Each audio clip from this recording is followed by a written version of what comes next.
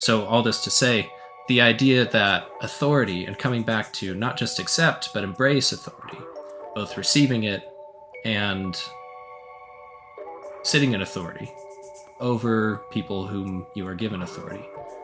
This is very clear in fatherhood, at least. But to me, it's cosmological. Everybody and everything has some kind of authority. And how, to me, I have this idea in my head now, this thing that I'd like to follow, which is that the way we learn to recognize proper authority that's trustworthy. People have characterized our current moment as the meaning crisis, but also to me, it's the authority crisis. It's also the trust apocalypse, some have called it. Who do you choose to trust? Your epistemological structures fall apart if you trust nobody and nothing. The way that you can choose in a world of AI and meaninglessness who to trust can be revealed through beauty and the strike of beauty. And this idea seems just very deeply right to me. And the more that I look into it, the more I think that some of the stuff that you're very, very familiar with, and particularly as an educator and being involved in the classical homeschooling movement, and I just know that Ken has a trained eye for beauty. I know this because he inspires me when I listen to him and when I have conversation with him. It just seemed appropriate. I think these are right next to each other, and I think that this is very practical, even though it's also very heady. So how does that land? Right? Yeah. Ken, do you want to comment? Or I would love to, move into the heart question. That to me, it's funny. It's just becoming increasingly central. I mean, ironically, because that's the whole point, I suppose. But if someone had mentioned the theme 5 years ago, I just would have rolled my eyes. I mean, you just think, really, it just sounds so sentimental, or I think there's been such a trivializing. I mean, it seems to be something that's really crystallizing. It's crystallizing for me, and it just seems to be something of general interest. And I actually think that there's a deeper connection between the heart and authority than meets the eye. Yeah. And we tend to think of the brain, and that's true too. But I think they rule in a different order, and the heart rules in the order of life. The electrical pattern that actually, straightforwardly sustains your life. Are you aware of Michael Levin and his work? Yeah. Do you know, it's funny, I'm scheduled to talk with him nice. in a couple of weeks. Yeah. The gutter cleaners. He's got the leaf blower going, but that shouldn't last much longer. Anyway, there's a theoretical connection that's actually more compelling than meets the eye. If you think of the what is the role of authority? The role of authority is mediation, and the principal mediation is to mediate the transcendent principle of order into the concrete reality over which the authority presides. So it's a translation and a kind of a realization. The office is to help realize this transcendent principle, but in a way that actually works practically in the particular order. So, prudence is involved, judgment is involved, but you're one way to put that is you're trying to incarnate a transcendent principle in a body. And arguably, that's what the heart does in the person. I mean, some people get very nervous in language about the soul. It sounds like you're being dualistic or just being, too religious or too woo-woo sort of. But in fact, I mean, I think there's a kind of biological reality to the soul that's pretty obvious. The soul represents a kind of transcendent principle of order, and this heart is sort of where the soul meets the body. I mean, it's precisely where that transcendent principle is becomes operative and effective. Which is why we understand, brain death there's a whole industry behind pushing that criteria. The traditional one is cardiovascular criterion, which strikes me as a much more compelling, because it's there that that in a way it's the first move of life is this circulation. So it's sort of where the soul becomes incarnate most immediately, and Aquinas actually uses that language in his treatise on the heart. It's the principal place where the soul is the former of the body. I just find that beautiful and interesting and provocative of all sorts of reflections. Yeah, I just came back from the Symbolic World Summit this past weekend. There were some incredible talks. One of them, Heather Pollington, and she's an artist, did a presentation on the history of perception, and the assumption that has kind of worked its way through society as how perception works is that is the essence of perception, is the optic aspect, but it's, the human being is not an eye, and perception is not about the eye and like the optic link to the brain, and like that's the essence of sight. You see with the heart, and that was actually the comment that was made, and I thought of you because you've been talking about the heart.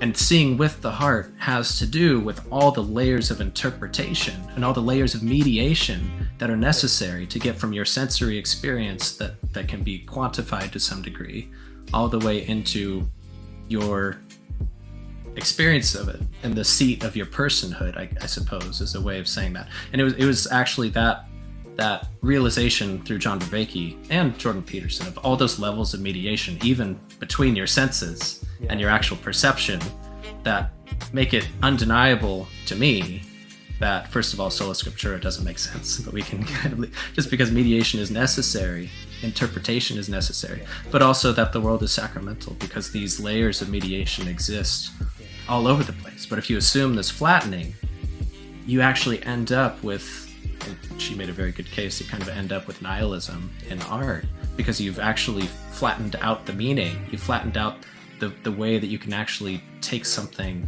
and express it in its fullness. So if you take an image of biblical art, you can make it in a way that's hyper realistic, but that narrows your understanding to one very specific interpretation, and in a way steals the infinitude of the interpretation that's possible if you just enter into the tradition.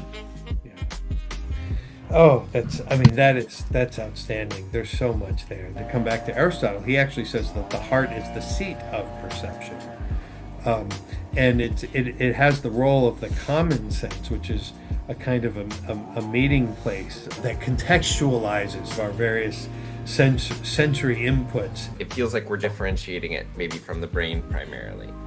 Perception happening in the heart. I don't want to separate it from the brain. I mean, it's Plato is interesting. He actually thought the brain was more important than the heart. And the thing about the heart is where it becomes a kind of living act. The ideal content, I would suggest, if this makes sense, is much more mediated by the brain. You might say the content of sense perception involves the brain so much, but the fact that this is an act of my organism, that I think is rooted in the heart. The heart is where that kind of perception actually has.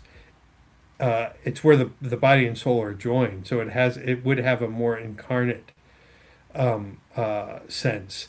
Now, when we talk about projecting into the world from a kind of a modern perspective, we think of this in Kantian terms, that you've got in your inside of your brain an image that you're then projecting onto the world or something. But this is much different. It's the soul is actually like reaching out to be able to participate in a reality that exceeds the body out in the world.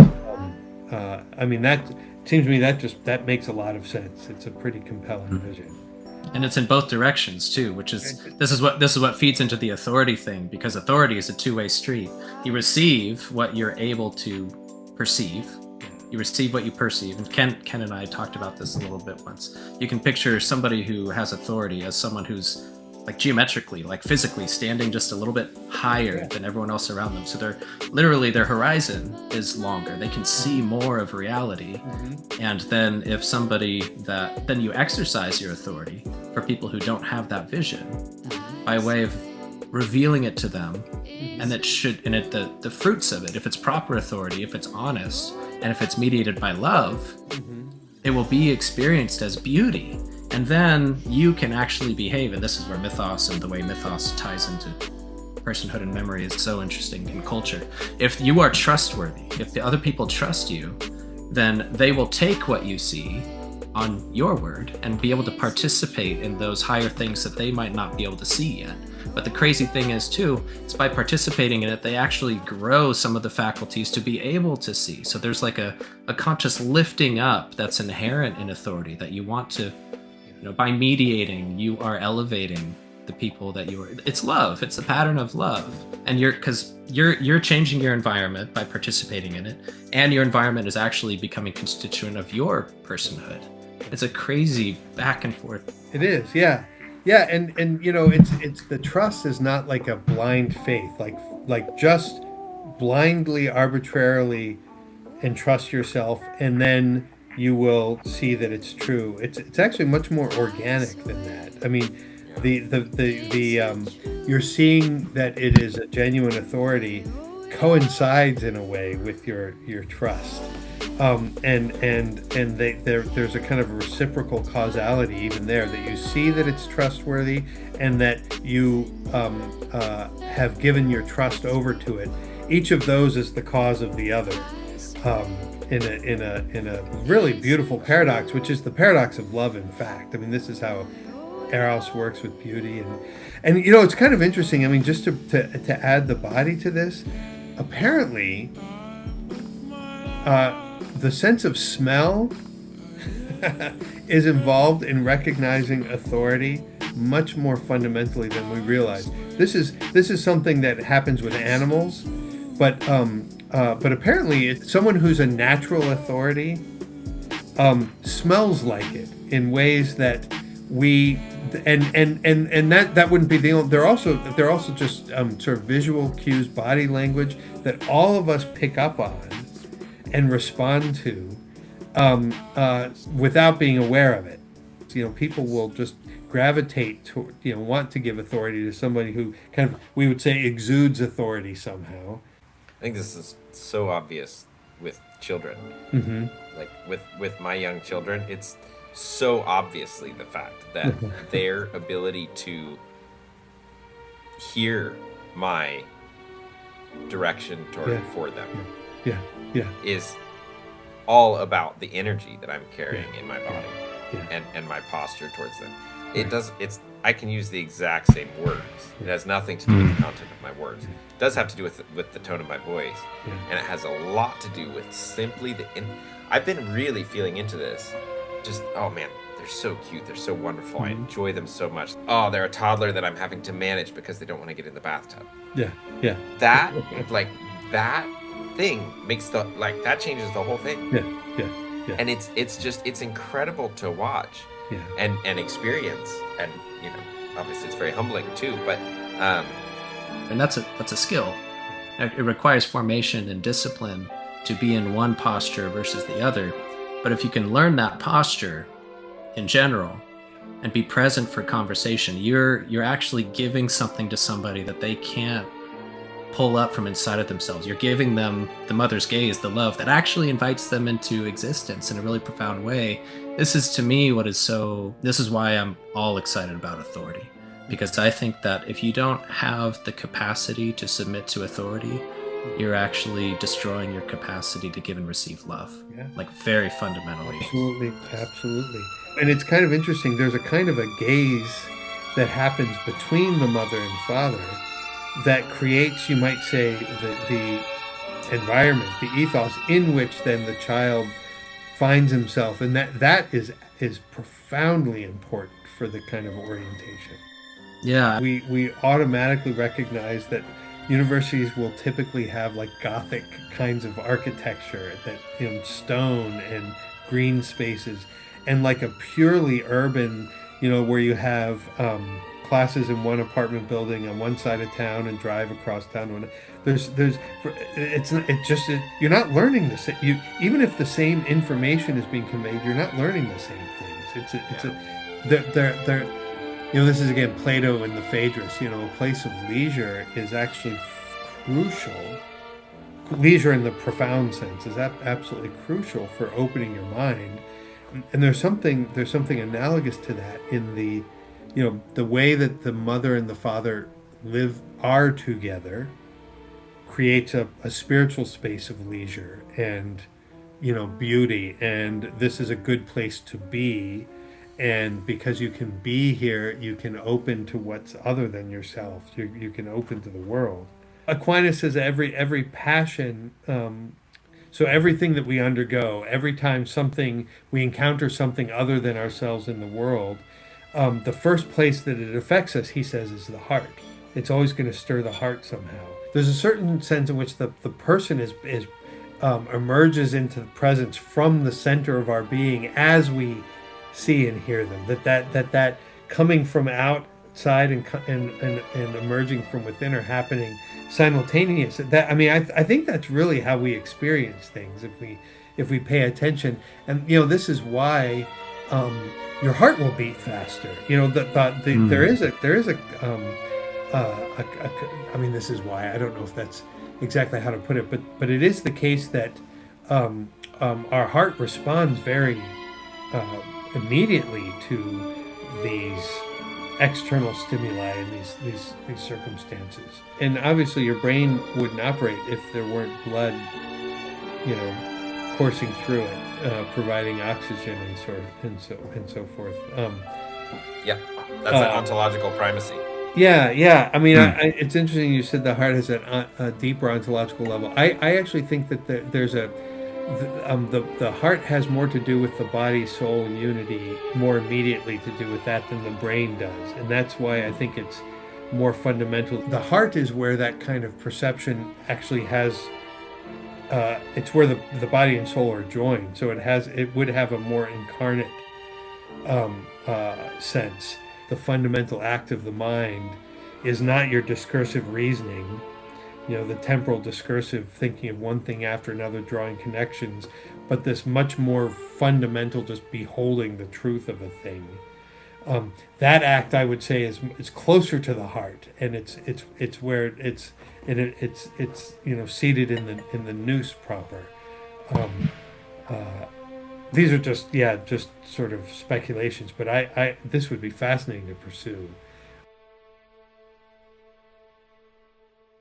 The technologies of the internet, we think of what's happening in our normal experience of the world as just a version of what happens when we look on a screen, and that's just false.